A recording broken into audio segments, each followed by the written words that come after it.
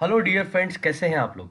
आज का वीडियो बहुत ही इंपॉर्टेंट होने वाला है क्योंकि आज हम लोग शुरू कर रहे हैं एक सीरीज जो 10th क्लास 9th क्लास के लिए ग्रामर के लिए बहुत ज़्यादा इंपॉर्टेंट होने वाली है। ये जो सीरीज शुरू कर रहे हैं इसके अंदर हम लोग पिछले जो 3 साल के अंदर जितने भी क्वेश्चन पेपर्स आए हुए हैं इंग्लिश ग्रामर के, उनके सारे क्वेश्चंस को हम लोग डिस्कस करने वाले हैं। उसके साथ में उनके बेसिक कॉन्सेप्ट को सीखते हुए उनको कैसे आसानी से हम सोल्व कर सकते हैं और 10 में से 10 ग्रामर में कैसे स्कोर कर सकते हैं आसानी से, वो हम लोग करने वाले हैं। तो चलो करते हैं शानदार वीडियो की शुरुआत।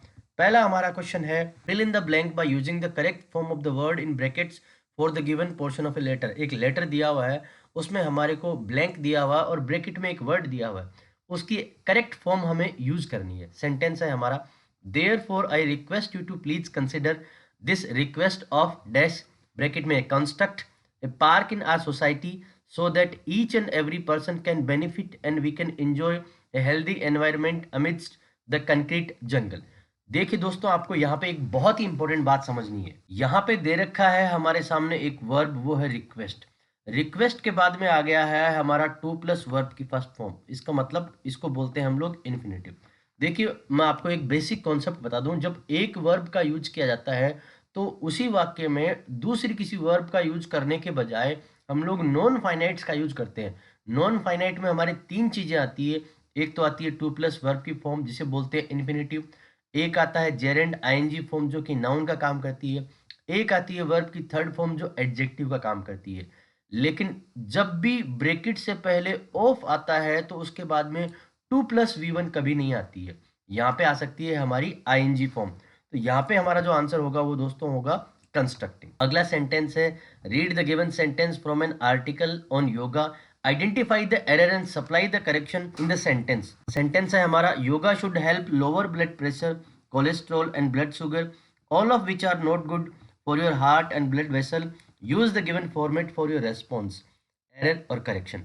देखो दोस्तों, यहाँ पे एरर जो है, एरर करेक्शन की बात करें तो एरर करेक्शन में सबसे पहले आपको वर्ब को देखना है।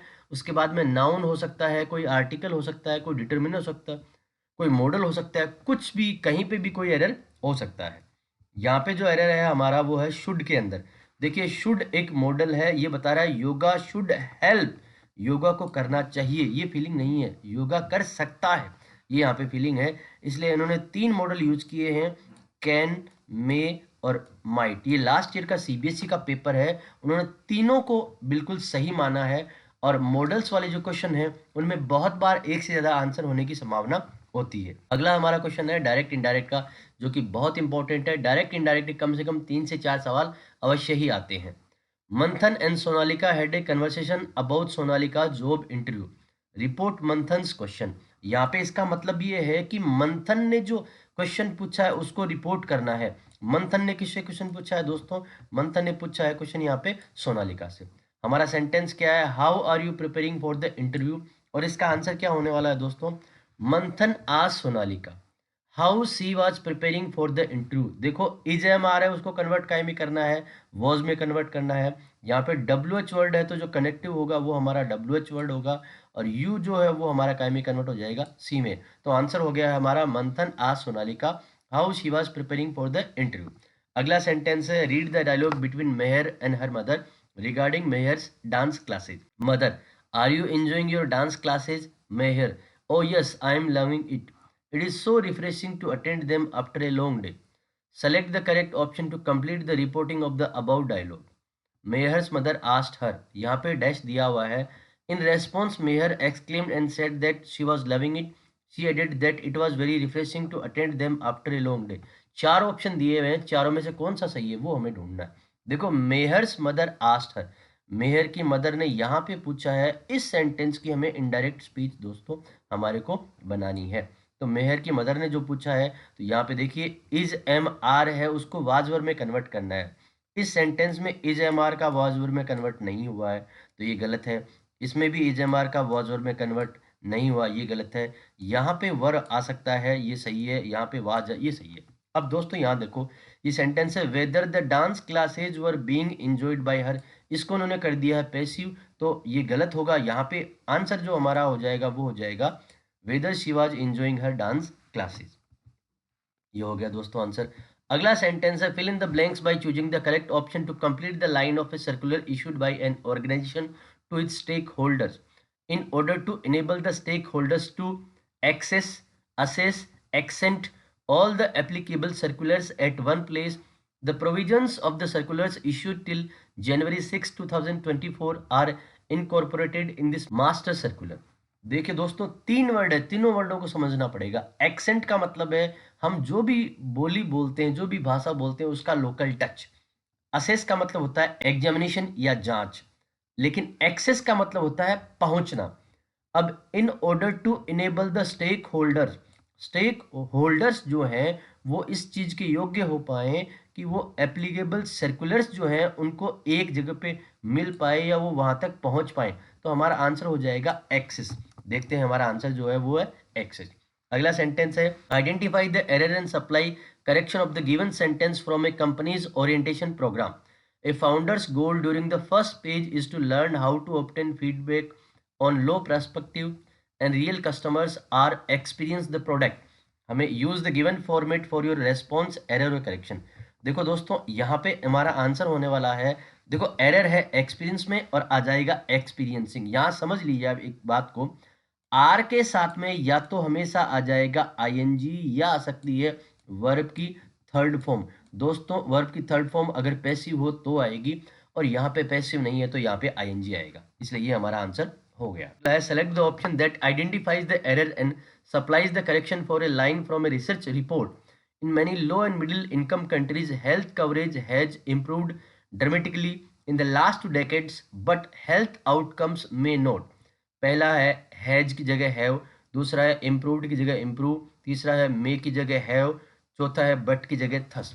देखिए दोस्तों, हैज की जगह हैव, हेल्थ कवरेज सिंगुलर है तो हैज, ये बिल्कुल ठीक है, कोई दिक्कत नहीं है। इम्प्रूव्ड उसके बाद में आया है, हैज हैव हेड के साथ में थर्ड फॉर्म आती है, ये भी बिल्कुल सही है, इसको भी करेक्ट करने की जरूरत नहीं है। मे हैव हो सकता है, बट की जगह थस, बट का यूज करते हैं जब ऊपर वाले स्टेटमेंट का अपोजिट स्टेटमेंट यहाँ पे देते हैं, तो ये बिल्कुल सही है, बट भी यहाँ पे सही है। तो हमारा जवाब दोस्तों यहाँ पे क्या होने वाला है, मे की जगह हमारा आंसर आ जाएगा यहाँ पे हैव।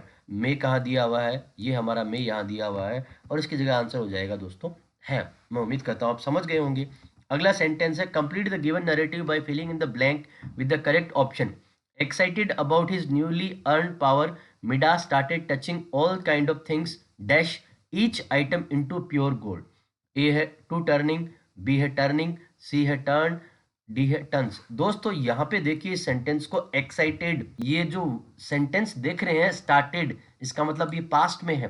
टर्न्स हमारा बिल्कुल नहीं आएगा, टू के बाद में आईएनजी कभी नहीं आता। अब ऑप्शन बचे हैं बी और सी, या तो आ सकता है टर्न या आ सकता है टर्निंग। जैसा कि मैंने आपको बताया कि स्टार्टेड आ गया है और यहाँ पे टचिंग जेरेंट का यूज हमने कर लिया है, तो दोस्तों इसके बाद में या तो 2+V1 आ जाएगा या फिर आईएनजी आएगा। तो यहाँ पे हमारा जो आईएनजी वर्ब फॉर्म है ये टर्निंग दिया हुआ है, यही हमारा आंसर इसका हो जाएगा।